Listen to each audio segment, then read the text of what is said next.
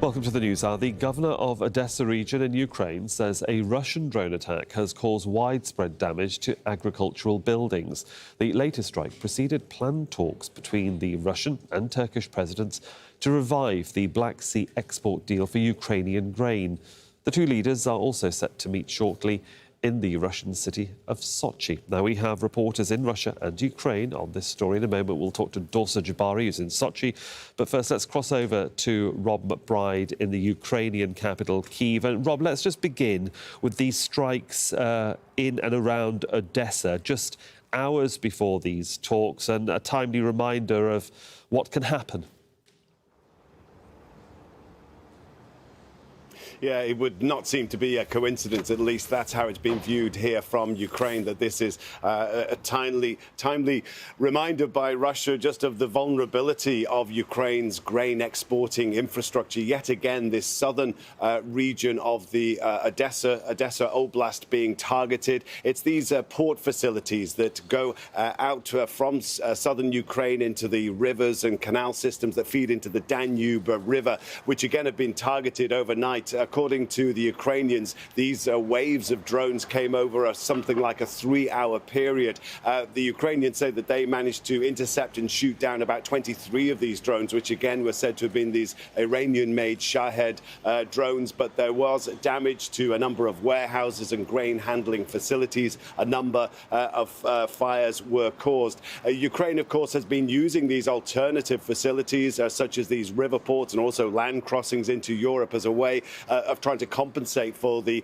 cancellation of the Black Sea grain deal. But also Ukraine has been looking at ways of trying to establish its own safe corridor to guarantee ships moving out of its main port of Odesa on the Black Sea coast. And in fact, over the weekend, we have seen 2 more ships passing through this corridor, organized by the Ukrainians and arriving in Romania and Bulgaria, not necessarily with the permission of the Russians. The Russians haven't had any involvement in this, and that would make 4 ships now in total that have managed to use this route safely out of Odesa since the cancellation of the Black Sea deal in July. So it would seem as though Ukraine is going about finding alternative routes, whatever is decided in Sochi.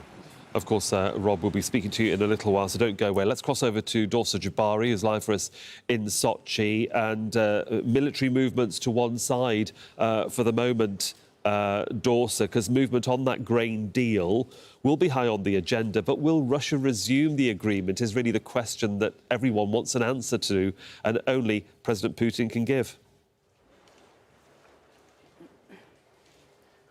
Certainly, and I think that will be the top priority for the Turkish president, who's just landed in Sochi, and he's due to meet the Russian president in his summer palace here. Now, President Erdogan has his work cut out for him, certainly. The Russian President Vladimir Putin is asking for the guarantees that they sought in the Black Sea Grain Initiative brokered by the United Nations between Turkey and Russia July of last year.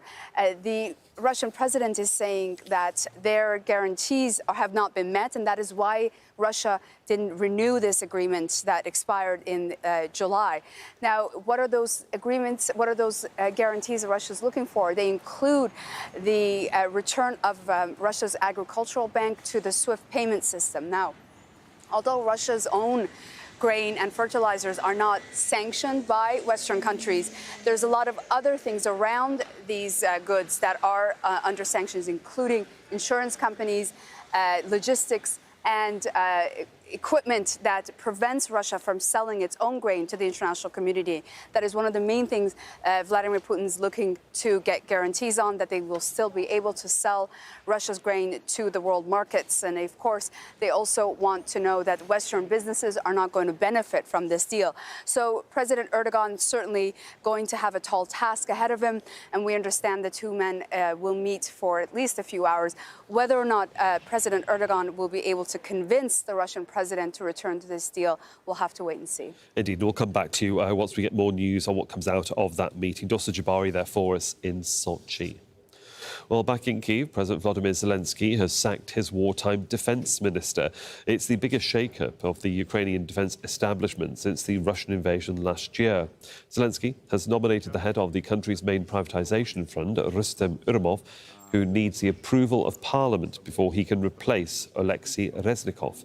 The defence minister helped secure billions of dollars in military aid for the war effort during those past 2 years, and he's denied allegations of corruption within his ministry. Я вирішив провести заміну міністра оборони України. I've decided to replace the Minister of Defence for Ukraine. Oleksiy Reznikov has been through more than 550 days of full-scale war. I believe the ministry needs new approaches and other formats of interaction with both the military and society as a whole.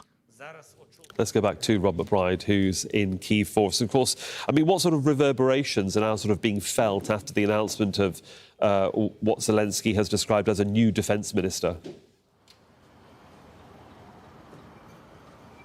Yeah, I mean, this was widely anticipated. There's been speculation about Reznikov's future for many months now here in Ukraine, but still, it has come as a big shake-up. He was very much the public face of Ukraine's military. A fluent Polish and English speaker, was often, he has very good relations with the NATO backers of Ukraine, was there taking delivery and at the controls of Leopard tanks and so on. So it has been a big shake-up, but Zelensky saying that, you know, he has been in his job since the very start of this war. It is time for new approaches. Reznikov has now handed in his resignation, but there is some speculation that actually he had been wanting to find a departure from this very high tension, high stress job that he's been in since the beginning of this war. And of course, it does come as Ukraine is embarked on this anti-corruption drive to make it more appealing, more acceptable to EU and to NATO.